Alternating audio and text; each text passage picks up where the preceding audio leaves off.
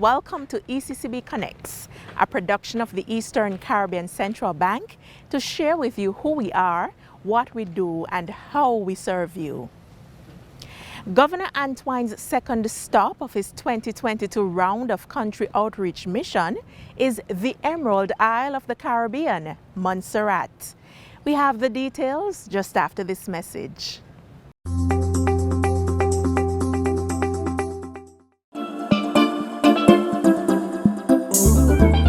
Do you own or manage a business? Interested in saving time and money? How about expanding your business? Then the Dcash Merchant app is for you. Receive digital EC payments instantly from Dcash customers anywhere via your smart device. Create invoices and track transactions easily in the app.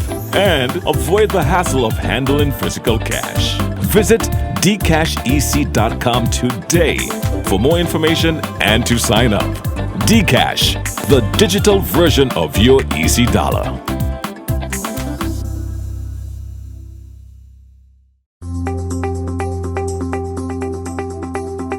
Thanks for staying connected.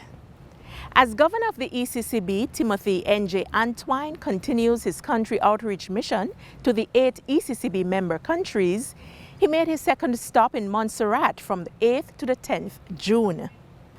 Early in the first term of his tenure, Governor Antoine introduced the country outreach missions in keeping with the vision and priorities of the ECCB as expressed in the bank's citizen engagement and stakeholder relations strategy. After a 2-year break due to the COVID-19 pandemic, the governor resumed his outreach mission this year, leading a delegation to Anguilla from 4th to 6th May. On the second leg of the mission, Governor Antoine and his delegation had 3 days of fruitful engagements with stakeholders in Montserrat. The governor met with the Honorable Joseph Easton Farrell, Premier, Minister of Finance, and current chairman of the ECCB Monetary Council. He also paid a courtesy call on the Governor of Montserrat, Her Excellency Sarah Tucker, before meeting with the Cabinet, where he presented and answered questions on the ECCU's performance and prospects. The Governor and his team also met with Leader of the Opposition, the Honorable Paul Lewis, representatives from the Bank of Montserrat Limited, and a range of social partners, including the Montserrat Youth Parliament. The governor also met with the principals, staff, and students of the Braids Primary School, the ECCB's mentorship school in Montserrat.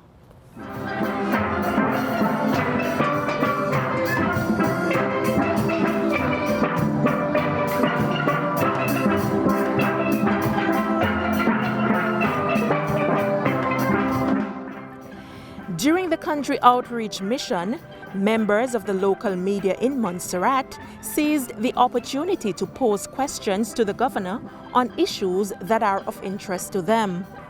Members of the media engaged Governor Antoine on various matters, including concerns about a recession sparked by the war in Ukraine, the COVID-19 pandemic, inflation, and how the ECCB plans to cushion the economies of the ECCU, along with the establishment of the ECCU Credit Bureau and renewable energy. We're pleased to share with you excerpts from the question and answer segment of the governor's engagement with the media in Montserrat. Now, with the recent trend of consolidation in terms of banking assets acquisitions in the ECCB area, is the ECCB concerned about the possibility of monopoly situations in the commercial banking sector in certain markets, and what mechanisms are in place to mitigate this? We only have a single bank, and as you know, prior to the acquisition of RBC there were 2, now there is 1. That is obviously a unique situation in our currency union. In Anguilla we have 2, NCBA and Republic. And in all the other member countries, we have at least 3. Some cases we have 4, maybe even 5, but generally not less than 3. That obviously is something that we will continue to manage, monitor very carefully. I will say, though, that we have seen a rise in the role of credit unions, non-banks in our region. I know, for example, here in Montserrat, St. Patrick's is, a large credit union and very active, and I think has ambitions to do even more. So that our expectation is going to be that Bank of Montserrat is going to be monitored to ensure that it continues to meet the moment, meet the needs of the people. And I just want to explain that when you acquire, there is a transition. And I think most people in Montserrat would have recognized that. You have to migrate assets from one platform to another. That takes a while and so on. Of course, all of this has happened during a pandemic. So be patient, but that process will come forward. I know the issue of correspondent bank is a particular concern here in Montserrat, and clearly we share that concern, and we are working with the authority to see what can be done in that area. But credit unions are going to play an increasing role, and other players as well. You're going to see fintechs eventually enter the space. So you might eventually see a digital bank or some kind of digital entity in addition. So I think there's a dynamic financial landscape, and I don't think where we are now is where we're going to necessarily be in 5 years' time in respect of the players that are active in the market. Banking is extremely expensive business. Compliance alone, not just to the central bank, but frankly to the international community, is very demanding and very costly. And so one of the things we are encouraging Bank of Montserrat and our indigenous banks to do is to share certain services to reduce those costs. Why is it? It is particularly important here in Montserrat because you need to reduce those costs so you could raise profitability and put Bank of Montserrat in a better position to be able to provide additional services that the people of Montserrat want, need, and deserve. But I do request that you also be patient as Bank of Montserrat continues to work at meeting some of the challenges that you mentioned. Can you please explain the reason for Dcash not being made available to currencies outside of the ECCB area? That is, non-EC account holders, where they are unable to conduct transactions on this particular platform. Right, so let me just start by saying Bank of Montserrat confirmed this morning that it is offering Dcash wallets. So last night I said they would be doing it, they're actually doing it. So anybody who's interested in a Dcash wallet, you can contact the management in Montserrat, Bank of Montserrat, they will facilitate you. When we set up Dcash, we were very clear about the initial aims of Dcash. It is a payment instrument for our currency union, of which there are 8 countries, and at least half of these countries have more than one island. St. Kitts and Nevis, St. Vincent and Grenadines, Antigua and Barbuda, Grenada, Carriacou, Petit Martinique. So, the issue of moving money among islands and within countries with multiple islands is a major challenge and one that we are seeking to address. As the monetary authority for the currency union, as the banking authority, we are able to issue currency, which is what we have done with digital cash, Dcash. That is legal tender in all 8 of our member countries. The idea or the possibility of foreign currencies is a separate discussion that may come later. If a Montserratian is in New York or in London and wants to be part of Dcash, he or she can be part of Dcash, but they will have to use EC dollars. So essentially, they will have to draw on the Bank of Montserrat account, for example, or St. Patrick's, and move money in EC dollars. For us to get into US or other dollars, we will have to work with other central banks. Those discussions have already commenced, but I'm not in a position to announce immediately when and how that will look like. But I can tell you there are discussions about how central bank digital currencies can work together. So the question of interoperability to make sure that we can move and so on. And we have had central banks reach out to us, engaging us about the possibilities of working with us to be able to do things across border and in different currencies. I can also tell you that we've had at least 2 card companies, I wouldn't call their names, we might guess who though, which have also said to us that we would be interested in working with you. So I think in time that is possible, but we have to start with the immediate issue at hand, which is getting payments around the currency union in a far more efficient and cost-effective way than we do at this moment. As I've always said, and I'll close with that, the payment system should work for all except illicit actors.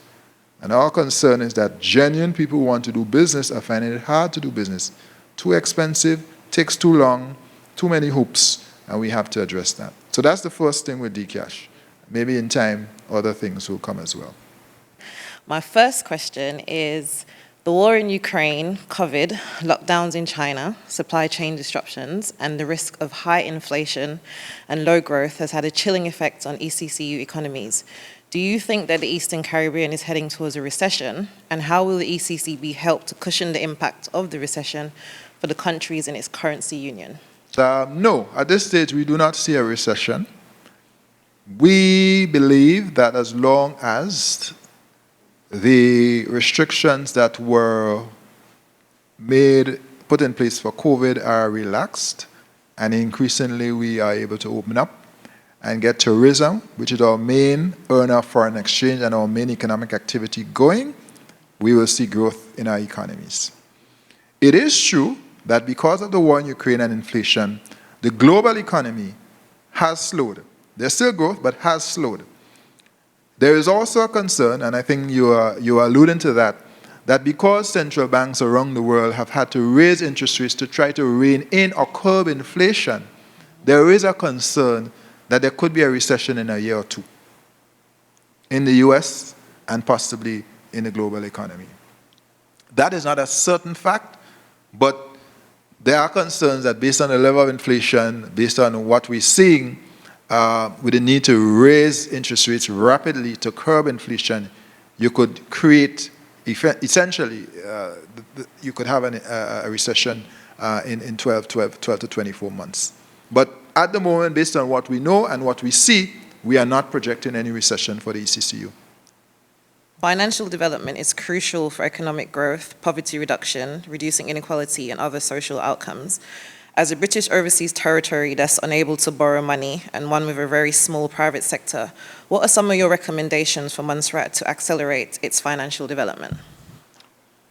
I do think you have to continue to push modern legislation. So, for example, the Virtual Assets Bill, which you will see right at the back on the legislative agenda, that's important to support fintechs and other financial operators. We have coming soon, it's not on the list yet, but it will get on the list this year, a payment system and services bill to modernize the payment system. Because we operate in a payment system act, I think of 2008, thereabouts. Does not recognize fintechs, doesn't provide for some of the dynamic technology that we see, does not provide for consumer protection. That has to change. I also believe that we need to position Montserrat to be able to play in the digital economy. If Montserrat, and I think that has to be a philosophy for Montserrat, because your size is a constraint. Everybody gets that. That is not going to change dramatically overnight. Although I'm hoping with the remote working program and some of these things, you could get some Montserratians to come back home. So more and more people like you come back and invest, that will help, right? And then you can not just work internally, but you're looking at pushing your product outside. You're in tourism, for example, getting people in. You get some people to come and spend 6 months in Montserrat during maybe the winter months. They work from here. That helps to grow the economy. And they may decide that they want to stay even longer. And when they're looking for these things, what are they looking for? Connectivity has to be strong. They're looking for peace and safety, security. They're looking for friendly people. They also want to have some decent health care, so that at least initially, if they have an immediate problem, they can respond, have the treatment before they go out. I'm saying for Montserrat, that is extremely important as a strategic jump off for anything that you're going to do, because your small size is a constraint that has to be mitigated. We have to have, Ms. Bass, a sense of imagination about what is possible. And what is possible is not what we had before the volcano either. It's something far different. And I think if we embrace that in terms of our growth mindset, we begin to reorient ourselves about what it could be and should be on Montserrat. And I think with that in mind, then we could have real possibilities. So you asked me about the financial sector, but I think it's not just the financial sector. How do you get a sustainable Montserrat is really the question. And I think a lot of it has to do with an orientation that is external, but working from this base, which is your island home. Just by way of getting some clarity, during your interview last night, you would have mentioned that cryptocurrency is short-lived, and but blockchain is here to stay. Was it short-sighted or a start to getting to the point where we're trying to get to the cryptocurrency? Cryptos are unregulated. They do not have the backing of any financial authority, central bank, government. So a lot of these cryptos are not. There are a few stable coins that have some kind of link, someone underlying asset, but many of them. So Bitcoin, for example, the value of Bitcoin is based on fluctuation, demand and supply. That's why it goes up and down. That's why you see the gyration. It's not backed by an underlying asset. We have issued a currency that is backed by the assets of the central bank, the reserves, in the same way we issue the EC dollar. In fact, the only difference, one is digital, one is polymer. But they're the same dollar in terms of legal. They have the same, they're both legal tender. So we believe it is forward-looking. And in fact, we received a recognition and award for being one of the first, and certainly the first monetary union to launch a digital currency. The technology that underlies many of these is blockchain technology. And that, I believe, is here to stay. And the truth is that you can use blockchain not just for cryptos or for digital currencies. You can use it for health records. One of the things I have not talked about, because I don't want to get ahead of myself and overpromise anything. But as people move around this region with health care, we have to be able to have our records in a mobile, portable form. If you go to Antigua and Barbuda, you shouldn't have to walk with no paper, nobody shouldn't be. You should be able to put this thing on the blockchain in a way that wherever you go, the US, wherever you land, that information is at the fingertips of your attending physician. That's an excellent use of blockchain technology for healthcare. I'll give a quick other example with the registry, property registry. You have all of this paper and who lose paper and how many land sell twice and 3 times and title and all of that confusion. All kind of lawyer story. We could resolve that by using blockchain for the registration of titles. So I'm simply saying that technology, I believe, that's my personal opinion, I will add, is here to stay. Advise the government of Montserrat as to what they can do to secure their economy through that digital financial window, and what the benefits are of working collaboratively with the private sector, thus building and strengthening the private sector. What advice would you give to them? It's basically what I've said. I think we all start with a sense of imagination about what is possible. So you have to reimagine Montserrat and where you see it. And again, while the base is here, you have to think external in terms of your market. Don't get fixated on. I'm not saying you don't want to double the population. Obviously, you want to do that. But it's going to require us to take initiative and start to grow it, and then others see, like yourself, and come back. Yeah. But I also believe that there are some transformational investments. So the work that has been done on fiber, for example, has to continue. This requires connectivity. Wherever you are in Montserrat, well, certainly in the third of the island that's available, you have to make sure you have fiber moved. Yeah. And I know very often it becomes a question of recovery, payback period when you look at the size of the country. But if you say to position this country, you're going to have to do certain transformational things. If Montserrat is going to be a player in the digital economy, it has to have high-speed broadband across the livable part of Montserrat. You have to make that available. The state has to play a role, obviously, and then, of course, people will pay their subscription, but the state has to make the investment. So I'm hoping the UK government is supporting that for the expansion of the network. Awesome. Renewable energy. I know the battle has been long, but we can't give up. Because if we're talking about transformation, you have to insulate yourself from the vagaries of the oil market by giving yourself long-term energy that you generate from an indigenous source, geothermal or solar PV or a combination. We now present Did You Know?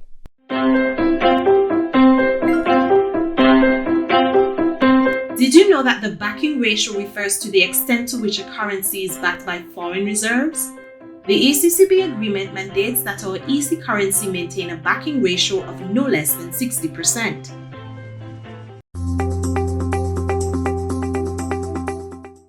We've come to the end of this episode of ECCB Connects.